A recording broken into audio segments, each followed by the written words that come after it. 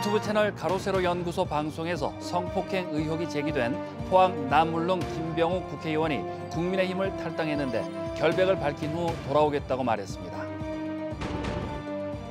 경주 월성원전 부지가 방사성 물질에 광범위하게 오염된 사실이 드러났는데 지하수 배수로에서 최대 71만 3,100베렐의 삼중수소가 검출됐습니다. 여러분 안녕하십니까? 유튜브 채널 가로세로 연구소가 국민의힘 포항 남물릉 김병욱 국회의원에 대해 성폭행 의혹을 제기해 큰 논란이 일고 있습니다.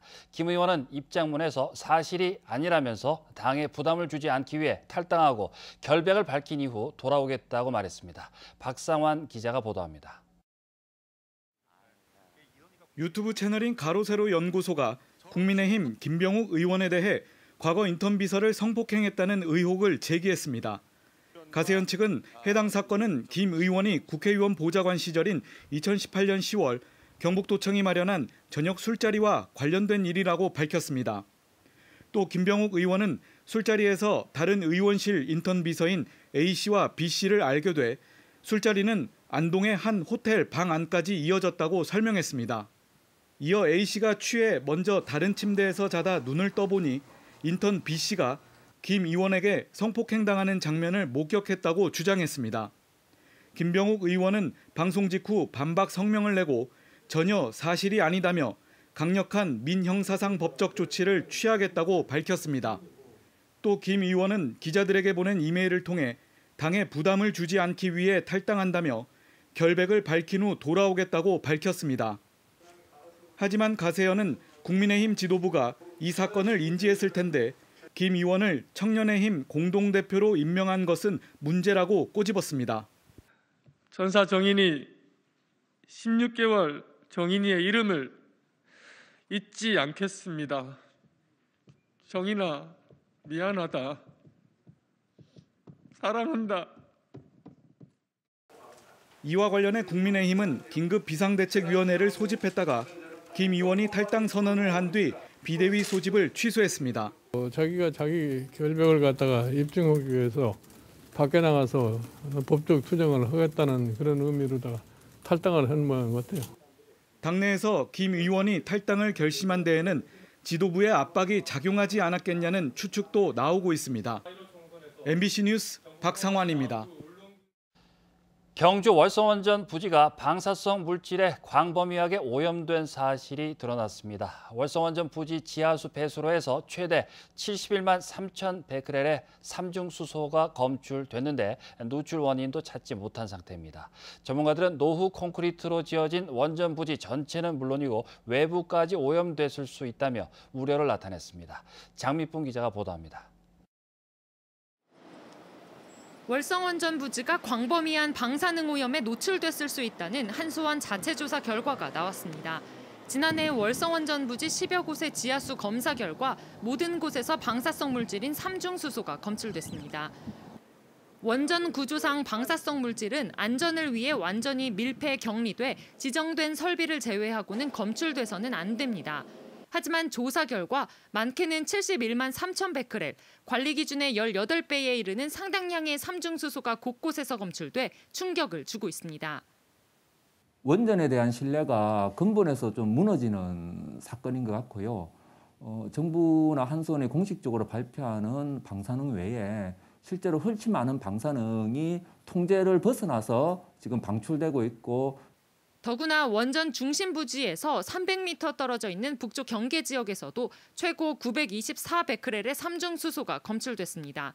이 때문에 방사능에 오염된 지하수가 월성원전 부지는 물론 원전 부지 바깥으로까지 확산됐을 가능성도 제기되고 있습니다. 방사성 물질의 외부 누출은 지금까지 국내에서는 한 번도 확인된 적 없습니다. 부지 내에서 발생했다 하더라도 땅과 지하수는 다 연결되어 있을 수 있잖아요. 방사능 오염이 발생을 했는데 부지 내에서 그게 얼마나 확산되어 있는지를 확인하는 게 먼저죠.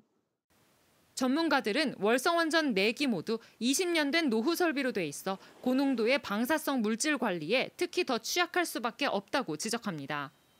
콘크리트 자체가 균열은 반드시 존재하고 그 방사능 높은 물들이 저장돼 있으면 아무리 그 앞에 차수막을 그런 거 하더라도 이 삼중수소라는 놈은 뚫고 지나가 버리거든요.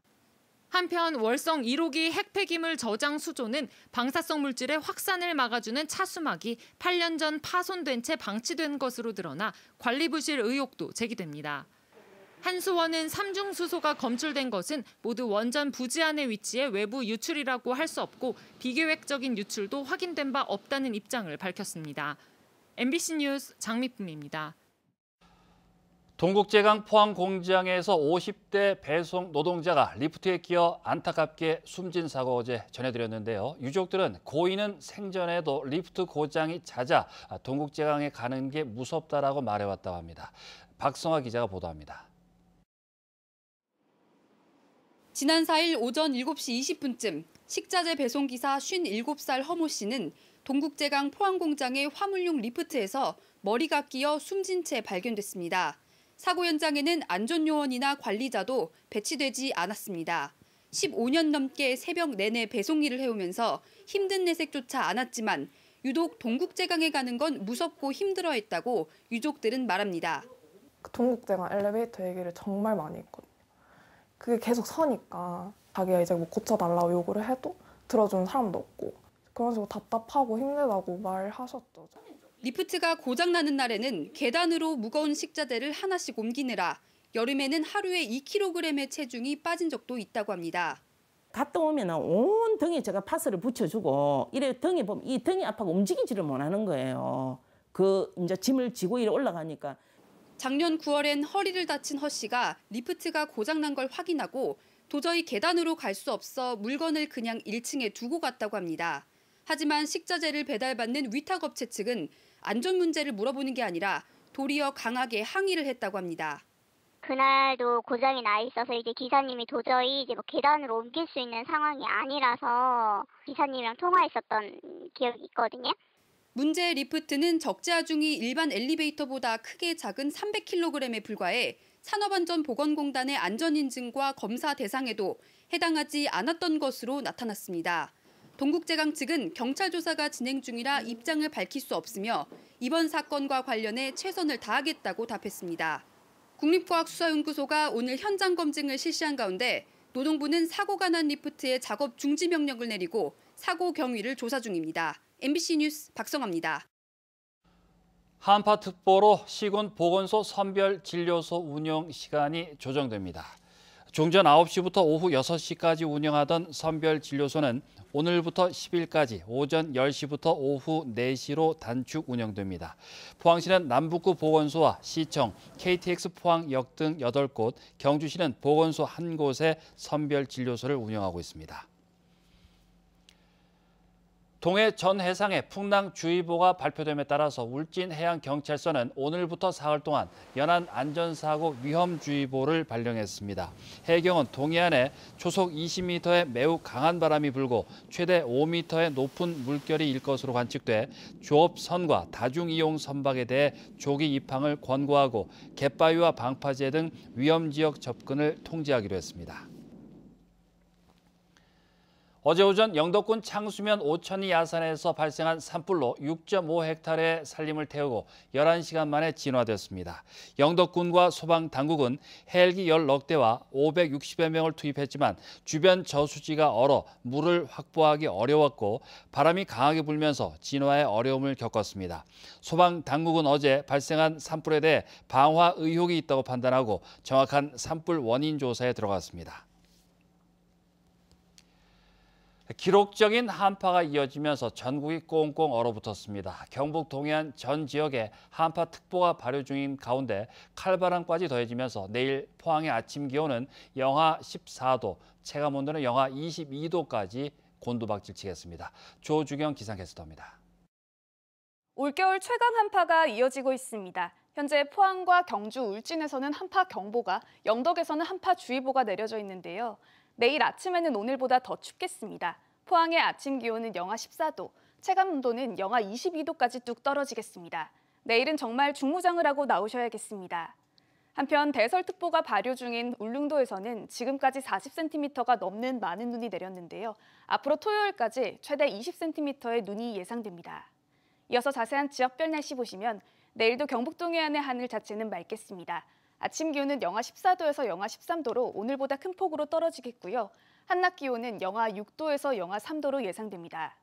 울릉도와 독도의 하늘은 흐리고 많은 눈이 예상됩니다. 아침 기온 울릉도 영하 9도, 독도 영하 6도로 시작하겠고요. 한낮에도 울릉도 영하 5도, 독도 영하 2도에 머무르겠습니다. 동해 전해상에는 풍랑특보가 발효 중인 가운데 바다의 물결은 동해 전해상에서 최고 4m까지 거세게 일겠습니다. 이번 한파는 내일과 모레 절정을 이루겠고요. 그 이후부터는 기온이 조금씩 오름세를 보이겠지만 여전히 평년 기온을 밑도는 추위가 이어지겠습니다.